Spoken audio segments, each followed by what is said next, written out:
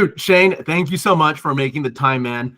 I know we're both from Arizona, and this is going to be one of my favorite pods because I think it is the first time that we have two people from Arizona who moved into VC, and then we're kind of both now in the tech startup space. But dude, just tell people about your background, man. How did we meet? And then just kind of go from there to where you are today.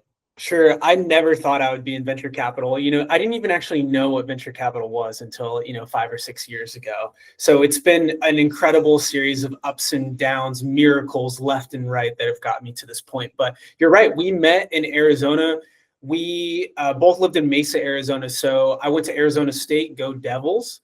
And that's where I learned about entrepreneurship, really, truly for the first time. I studied aviation, but on the side, I was taking business courses. So it was a blend of being a pilot, being in business.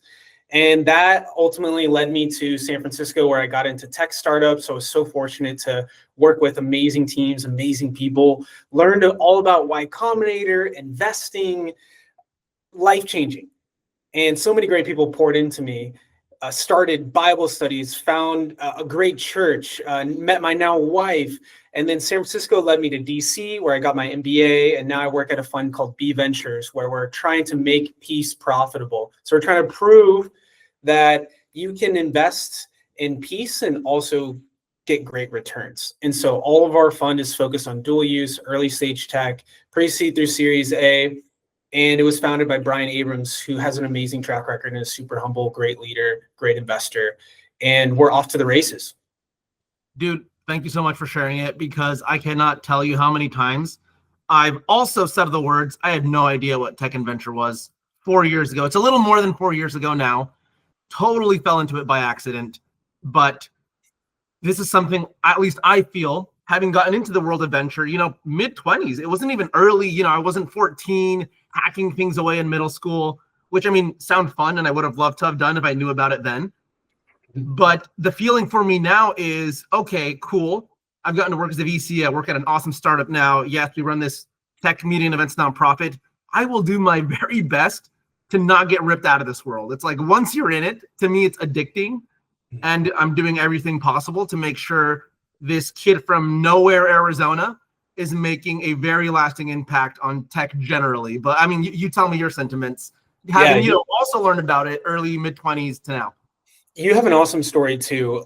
And I know that one of the things that you and I have talked about is your tenacity, your resilience, and how that all has been shaped in your childhood. And for me, what drives me is I really want to be a positive generational shift. So yes, I work in venture capital. Yes, I work in startups, but that's just a reflection of who I think God has made me to be. It's not who I am. My identity is not venture capital. It is not startups.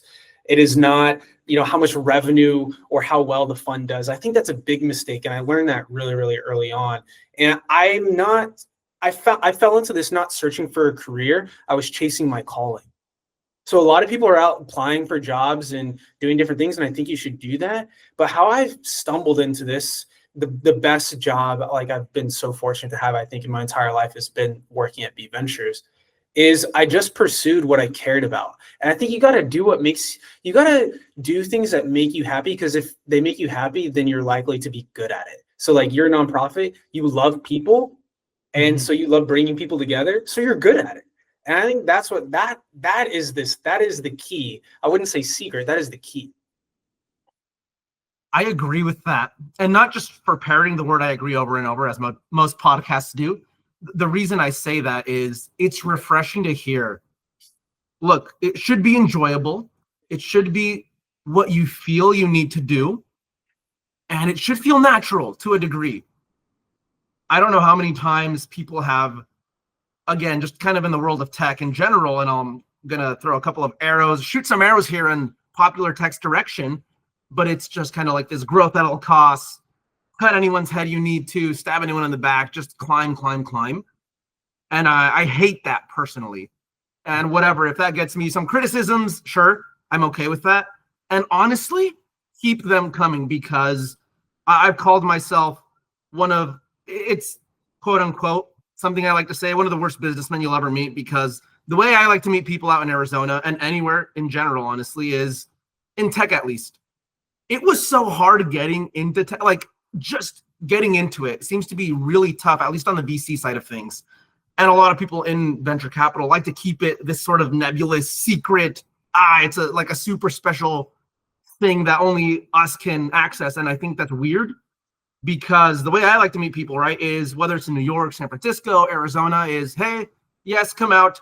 I'll buy you lunch. It's on me. I'll give you pointers on your debt, whatever, right? Whatever. And it's all free. I'm not charging consulting fees, advisory shares. And I'll be honest, people are shocked. Again, not because I consider myself to be a good person or it's a nice thing, but because that's not typically how the world of venture capital operates. So I love that you say, look, it's a calling. It's something good I can do, not necessarily a prestige title chasing type of role. Rather, you truly are in it for the love of the game. Yeah, 100%. And being in it for the love of the game, it'll be more fulfilling. You'll want to serve. I think business at its finest, startups at its finest, venture capital at its finest is like pouring out into people. And what I mean is listening, providing solutions, and then something one of my best friend Tyler's talks about is FIO, figure it out. Like if you can do those three things, you've already separated yourself from 99% of the people. If you can execute and you have the heart posture of serving and being helpful like you are with companies and expecting nothing in return. Now, I would also say that there comes a time and place where as an entrepreneur, you have to charge because you have to be able to make revenue. This is too fun. Business isn't that complicated. I think there's so many books and so many, resources out there that it can be sort of confusing. It's really two things: get customers, keep customers. Yeah, that's it. If you can do those two things, and then the third thing is like keep your employees, help them step into who they've been called to be and serve them and keep them happy and help push them towards their purpose, then you've a really dynamic founder if you can master those three things with that heart posture that you're talking about of wanting to help and wanting to serve. Like those are the type of people I love to work with. And I think you can tell those people pretty quick. After a sit down, you can kind of feel like, okay, yeah, Josue's not all about advisory shares. He really wants my startup to grow. He's willing to do what it takes. He's galvanizing the community in Arizona around this, which I think is an awesome ecosystem that has seen massive growth since COVID. You just look at real estate prices in Arizona as a good example. Yeah, and even look at the East Valley of how it's just expanded out by Gateway Airport and beyond. It's just nuts. There's still so much potential there. One of the things that I like that you said is the serving part of things, because such an underrated mode. Look, you should do it without purpose, 100%. And at the same time, it seems to be this sort of secret that unlocks customers, client, anything you want in business, honestly. I was having dinner with this really nice man the other day, and he's been in real estate for about 20 years, has a startup himself now. Cool guy. Dan Noma, I'll give him a shout out. Really nice.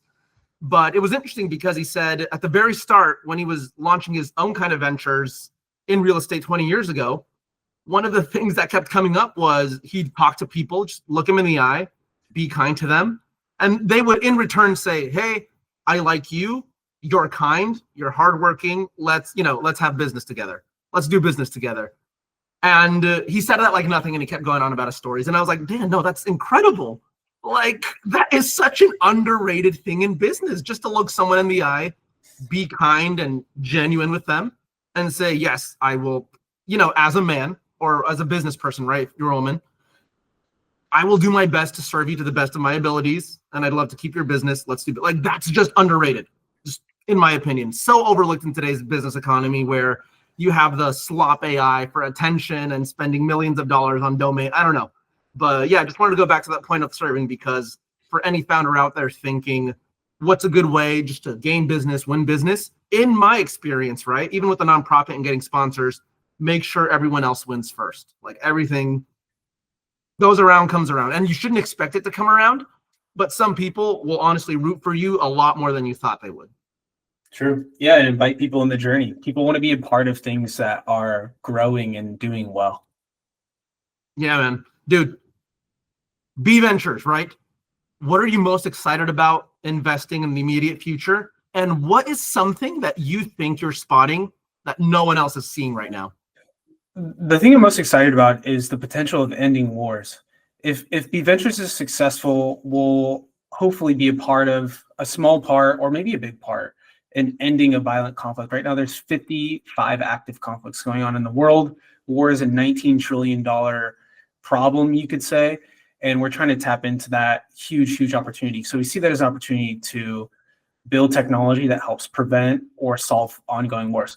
What I'm seeing as like things that are cutting edge is in the 1980s, Harvard came out, they founded a program on negotiation by a gentleman named William Ury, who's a fantastic guy. And basically they said, here is the right way to negotiate. Here are frameworks, go to the balcony, interest-based negotiations, all these really cool sort of cutting edge concepts.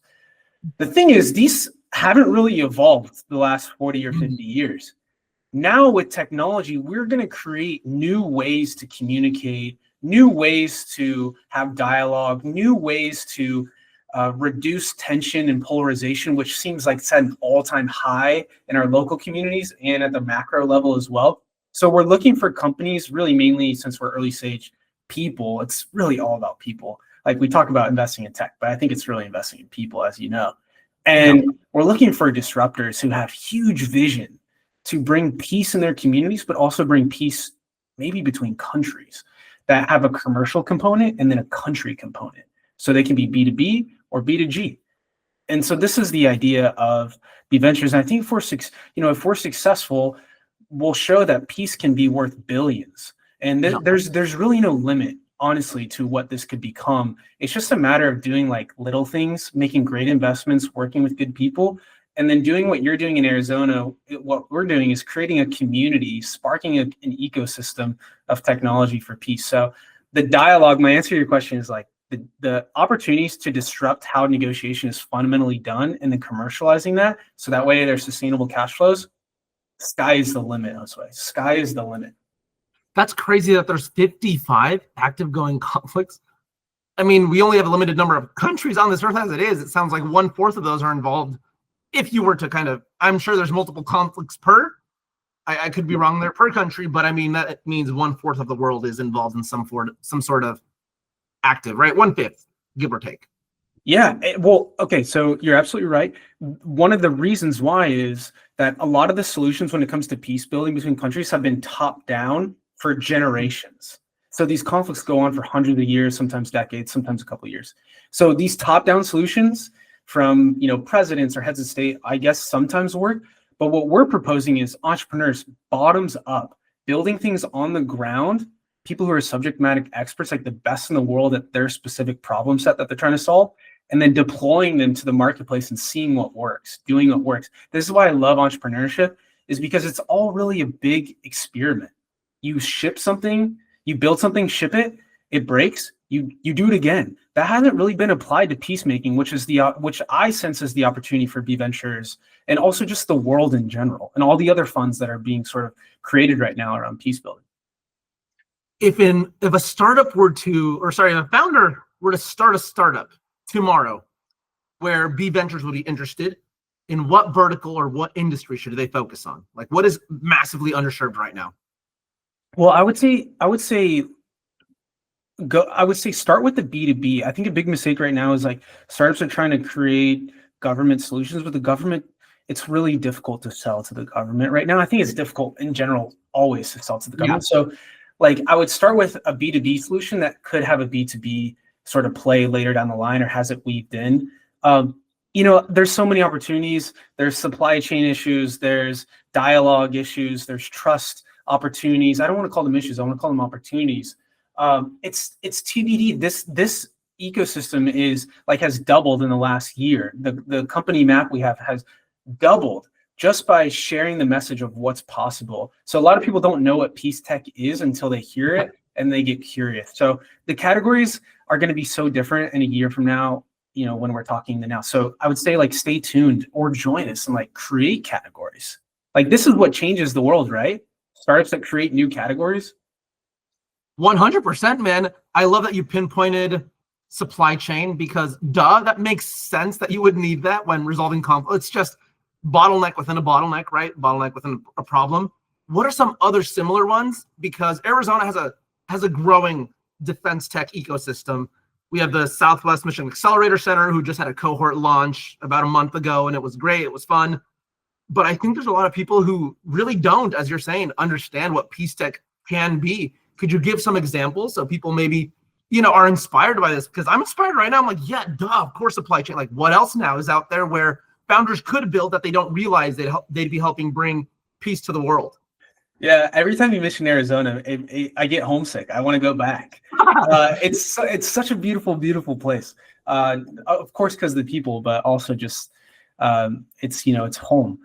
Okay, so there was a company that was called Anadir Horizon. Business Insider featured them in May this year, and it went viral. It was awesome. Basically, before Ukraine was invaded by Russia, they predicted it would happen 75 days before through this like wargaming scenario.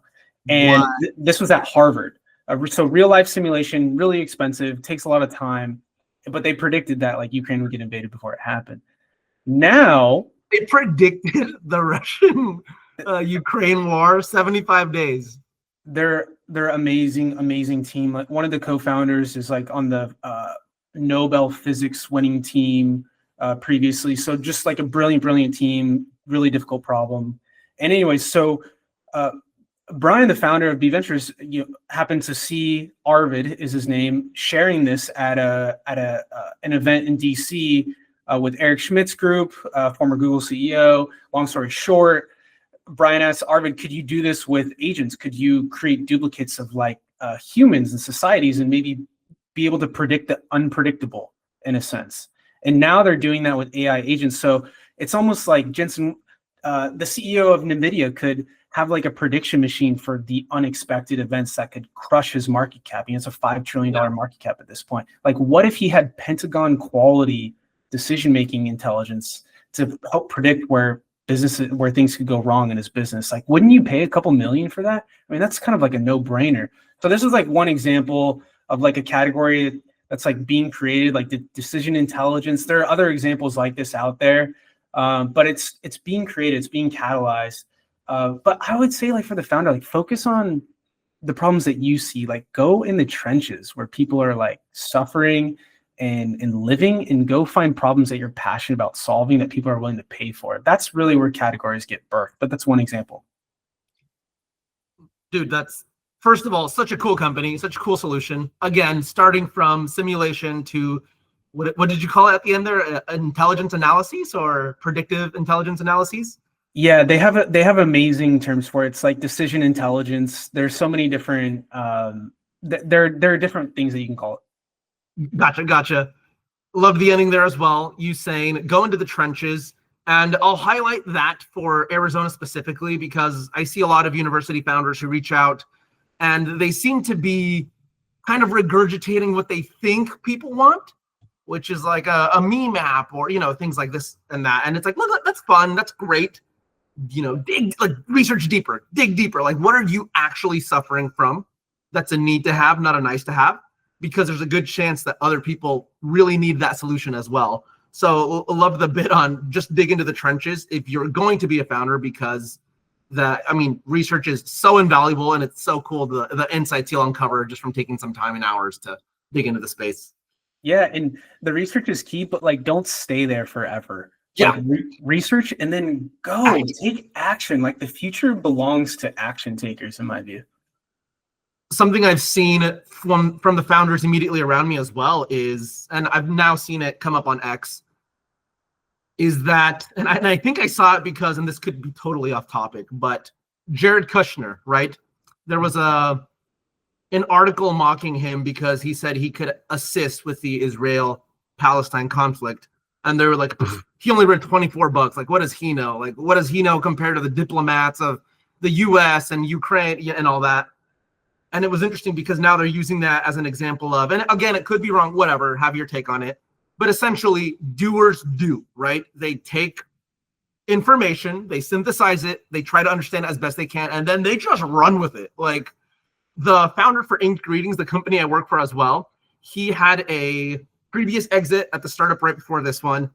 And I was hearing him, as we're fundraising right now, pitch to one of the investors, right? And he was saying, look, in my previous company, it was like a real estate play, never worked in real estate before, read up on it, took action, boom, had a cool, like a multi-figure exit. And it was just like doers do.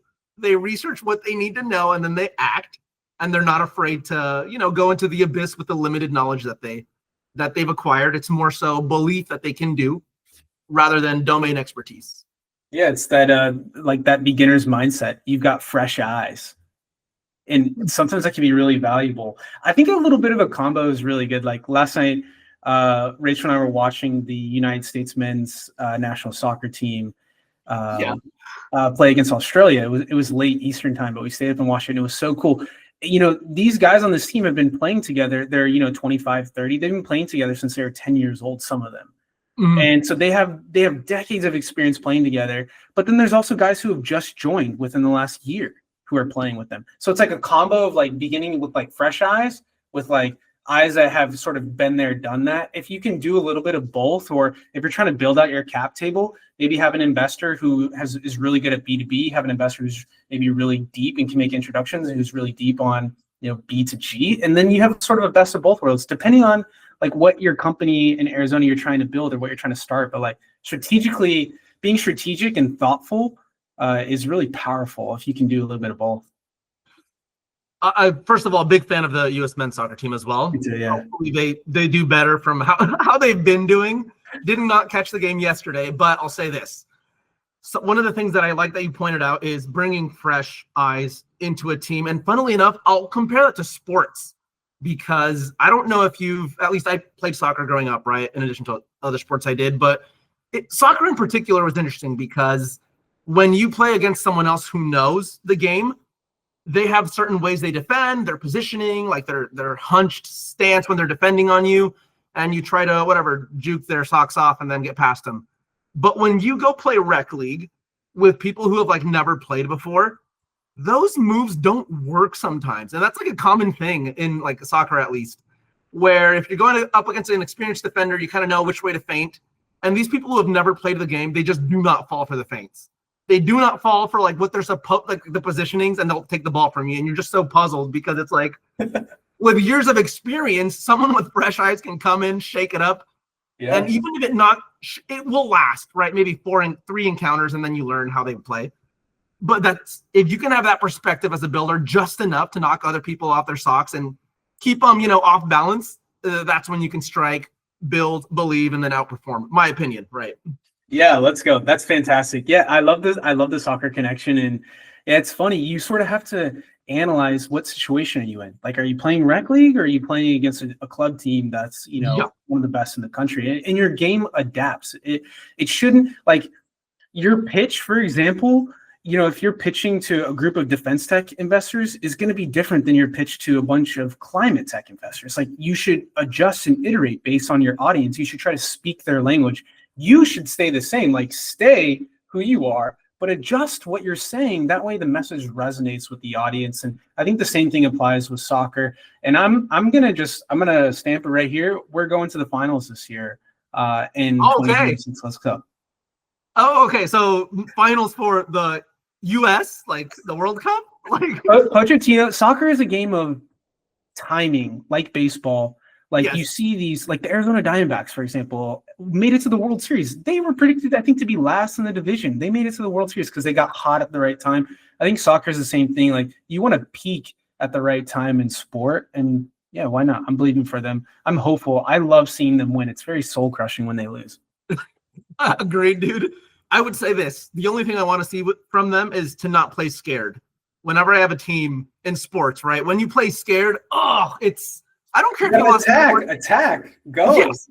And it's not, yes, attack, but also if you're defending, if they caught you on the counter, like run, defend. Like, you have so many goosebumps right now, dude. So many people who had dreams to run their hearts out until they literally died playing for, the national flag. And you're going to jog back?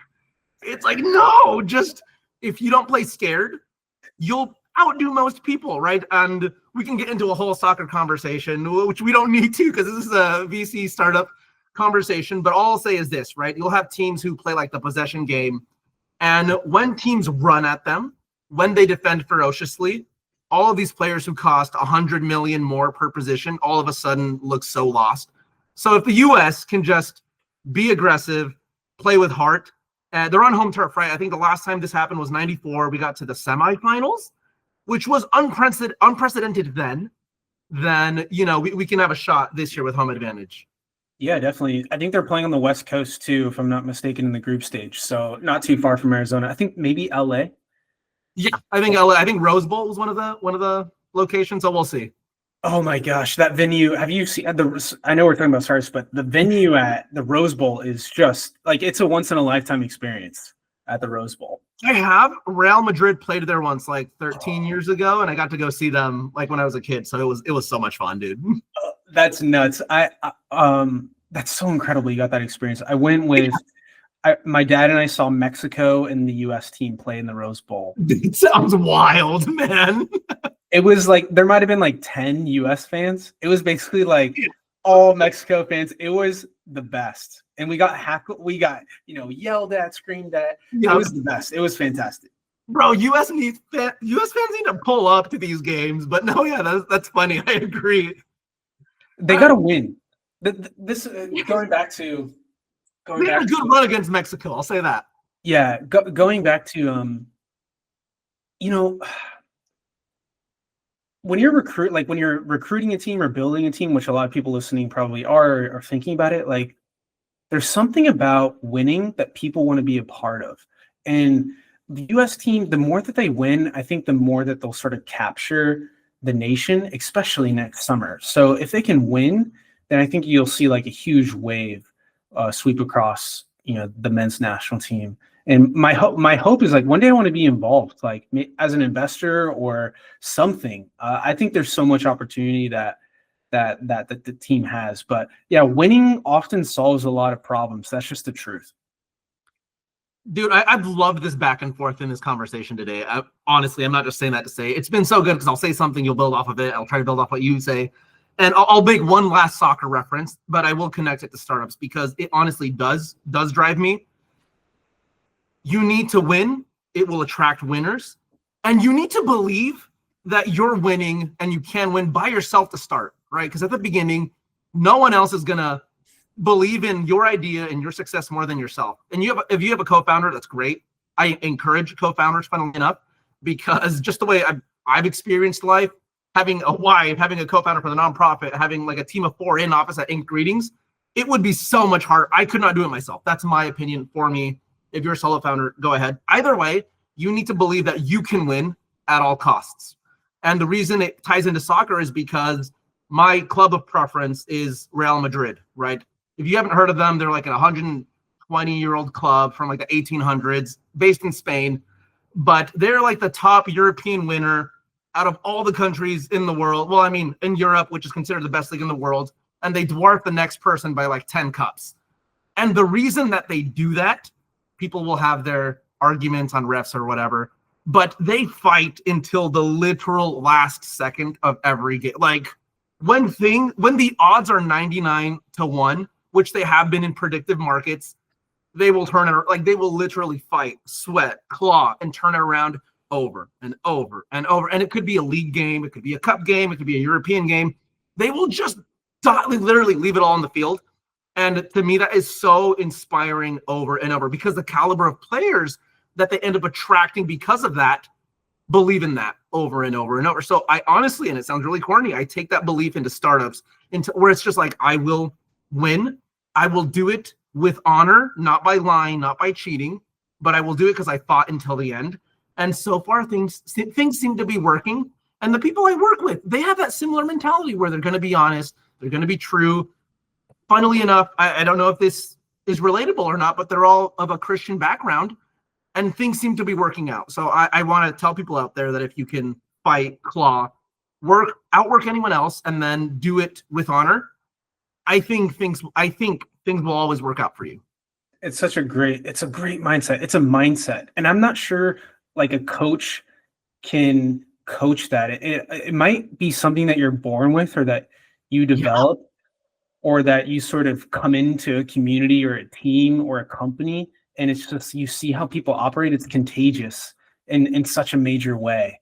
And as a leader, like if you're a CEO listening to this, like people are watching you. It's like how your kids watch you, and for good or for worse, like they watch you and they see you, and then they are a reflection of you. And I think as a leader of a company, I've seen the same thing. Like the leader ultimately sets the pace of how the team moves. And that tenacity that you're describing is so huge. It's like everything. It's like there is one quick story. I was talking to a founder that came out of Y Combinator, grew to a couple hundred employees, went through some hard times in COVID. I think everyone did. And I asked him, how are you doing? And he said, we're staying alive. And I was like really taken back. He's like, we're at the point in the season of the company right now where we're just like, we're staying alive. And I think sometimes in your startup, that's okay too. Like sometimes scratching and clawing means like staying alive. That way you can fight another day. Cause like things eventually turn. And I think that's what like ultimately faith comes in, is like, you believe that there's something like God is working on your behalf. If you're in his will, like things are going to be okay. But sometimes it's hard to see that when the storm is rushing and the waves are high, but that's why you have conversations like this. You have community like that you're building in Arizona. You get around people who have that similar mindset, and sometimes they'll help you carry the boats. You're not alone. And I think it's really wise what you just said. It's powerful. No, I appreciate that, man. And honestly, going off of what you said, and I know we're coming up on time here, and I'll leave you with one last question after this comment, is something I saw the other day, right, was a tweet by Harry Stebbings of 20VC, him saying that for the first 4 years, $0 came in doing his podcast and all this work he was doing. Yeah. And he ended that entire message with saying, basically, a lot of startups is just last man standing wins. So if you need help, please reach out to us. Like if you're a CEO, a founder, a builder, community, whatever, and you're building, please reach out to us at Silicon Oasis. We'll help out in any way we can. We're not charging advisory shares. I'm sure Shane is more than willing to help as well. I mean, I don't mean to speak for you, but you're an awesome dude, man. You've given me of your time as well. And you're not alone, I guess, is what I'm trying to say with that message there. But last question here, man, because I don't want to keep you too long as well. What is one thing you're so bullish about, or is it just a wildly contrary take to the world of VC and startups that is a hill you will die on that people don't agree with? Peace is always possible. And peace tech is going to be more than $100 billion industry in the next 10 years. That's the hill I'm willing to die on. I think there's so much potential. I see defense tech, I see climate tech, all these huge industry growths in the last 10 years. Why not peace tech? Why not technology that can help end wars? That's the hill that I'm dying on top of all the wonderful things that we already talked about that you mentioned of resiliency, tenacity, not quitting. Like these are all great things I would also die on a hill for. But I'm really believing big that this sort of industry will do two things. One, it will exceed all expectations in size-wise. And two, it'll end violent conflict. That way, more people in the world get a fair shake at life to chase their dreams, to live out their purpose and live their life. Let's go beat ventures. You said this at the beginning, and I will reiterate it. You said, we hope we're a small or maybe even big part in helping bring peace tech and just peace to the world. You're going to be a big part, man. Like you got to believe you're going to be a big part of bringing that about, because, and again, I'm not trying to, speak for you here, but it's like you're, as far as I know, maybe I just don't know enough about the space, the only fund I know doing peace tech in that manner. And it's some of the solutions companies you brought up have sounded phenomenal. So I'm wishing you guys all the best. I truly believe you'll be a big part of that, because they have Shane, dude. They have Shane spreading the gospel on peace tech, or else, I wouldn't have known about it. And now the rest of Arizona, who we share this entire episode with and 10,000 newsletter subscribers with, they're going to know a little bit more about peace tech. So Ventures, get your name out there, and you got to thank Shane for doing that. Let's go. It's so funny you said spreading the gospel. Just I was in San Francisco for SF Tech Week last week. We had a peace tech event. There's like 50, 60 founders who came. It was so cool. And no stage, no panels, no slides, nothing, very bare bones, very scrappy. And I just grabbed like a 12-inch stool in the courtyard outside of the Twitter building in SF. And I just stood on the stool and I declared that PSEC is going to be $100 billion plus industry in the next 10 years. There we go. See, And I feel like I am spreading the gospel in a different way. And you have to. No one's going to believe it for you, like in your company, like you just said. Like, you got to believe it, and the right people will come into your life, customers, employees, etc., and the rest will unfold. Release the rest. Let the rest take care of it. Like, focus on serving, and everything else will be fine. That is such a good soundbite, man. I got on a stool and declared at Twitter headquarters that Peace Tag is going to rule the world. Love it, man. Shane, I know we're up on time here. Dude, thank you so much for your time, man. Always love talking to you. You're a very inspirational person and just a very kind, nice person. You know, B Ventures is lucky to have you. Appreciate it. Thank you for having me on the show. And I'm excited to see what more comes of the Arizona ecosystem. I know you're leading the charge and you have awesome people working with you. So keep going, man. I'm excited to be a part of it. Thanks so much, dude. I'll say this, my last comment. Nothing happens without the people, right? No community, all shout out to everyone building in Arizona and believing in the mission. So sounds good, man. Dude, so great talking to you, Shane. You too. Take care.